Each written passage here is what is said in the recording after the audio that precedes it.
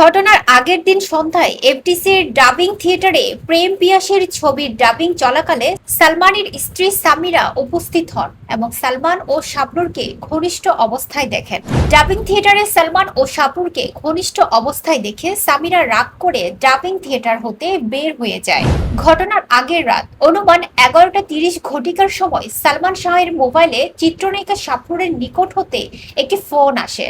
সালমান শাহ কথা বলতে বলতে বাথরুমের ভেতরে ঢুকে যায়। সালমান শাহ চিৎকার করে বলছিল যে তাকে যেন আর ফোন না দেওয়া হয়। রাত অনুমান 12টা ঘটিকার সময় সালমান শাহের মোবাইলে চিত্রনায়িকা শাবনূরের নিকট হতে আবারও কল আসে। সামিরা রাগ করে বাসা থেকে বের হয়ে যাওয়ার উদ্দেশ্যে নিজ তলার লবিতে চলে যায়। সালমানের স্ত্রী সামিরা রাগ করে বাসা থেকে চলে যাওয়ার উদ্দেশ্যে নিজ তলার লবিতে যায়। সালমানের ব্যক্তিগত সহকারী আবুল হোসেন খান বাসায় ফিরে আসার জন্য সামিরাকে বোঝানোর চেষ্টা করছে।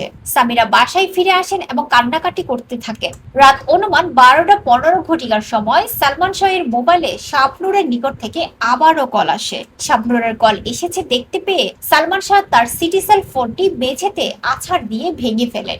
এছাড়া শাবনূরের উপহার দেওয়া ফ্যানটি মেঝেতে আছাড় দিয়ে ভেঙে ফেলেন। পরদিন সকালে সালমানের বাসার কাজে সাহায্যকারী মনোয়ারা ভাঙা ফ্যান ময়লা ফেলার ঝুড়িতে রাখেন। সালমানের বাবা কমরউদ্দিন সকাল অনুমান 9:30 ঘটিকার সময় সালমানের বাসায় আসেন। সামিরা তার শ্বশুরকে চা নাস্তা খেতে দেয়। ঘটনার দিন সকালে সালমান শাহ ঘুম থেকে উঠে কিচেন রুমের সামনে কাজে সাহায্যকারী মনোয়ারার নিকট পানি চায়। মনোয়ারা মগ দিয়ে পানি দেয়। সালমান শাহ এক মগ পানি পান করে মনোয়ারার নিকট আরো এক মগ পানি চেয়ে পান করে মালি জাকির কলিং বেল বাজায়। সালমান শাহ নিজেই দরজা খুলেন। মালি জাকির সালমান শাহ এর নিকট বকেয়া 3 মাসের বেতন চায়। সালমান শাহ কোনো কথা না বলে বাসার ভেতরে চলে যায়। পরবর্তীতে সালমান শাহ দারোয়ান দেলোয়ারকে ইন্টারকমে ফোন করে বলে যে তার বাসায় যেন কাউকে আসতে না দেওয়া হয়। এরপর বেডরুমের দরজার সামনে দাঁড়িয়ে সালমান শাহ তার স্ত্রী সামিরার দিকে এক দৃষ্টিতে কিছু সময় তাকিয়েছিল।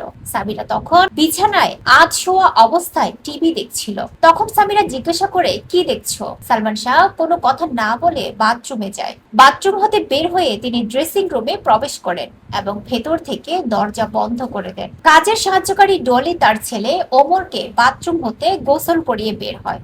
ওমরের কাপড় চোপড় ড্রেসিং রুমের ভেতরে থাকায় ওমর ও তার মা ডলি ড্রেসিং রুমের দরজায় নক করে। দরজা না খোলায় ওমর বাহির থেকে বাবা বাবা বলে ডাকতে থাকে। ওমর ও ডলি ডাকার পরেও দরজা না খোলার বিষয়টি সামিরাকে জানালে সামিরা ড্রেসিং রুমে চাবি এনে দরজা খুলে। তখন ওমর, ডলি, মনোয়ারা, আবুল দরজার সামনে উপস্থিত ছিল। ড্রেসিং রুমে দরজা খুলে সালমান শাহকে ফ্যানের সাথে ঝুলন্ত অবস্থায় দেখতে পায়। সামিরা চিৎকার দিয়ে সালমানকে নিচে থেকে উঁচু করে ধরে।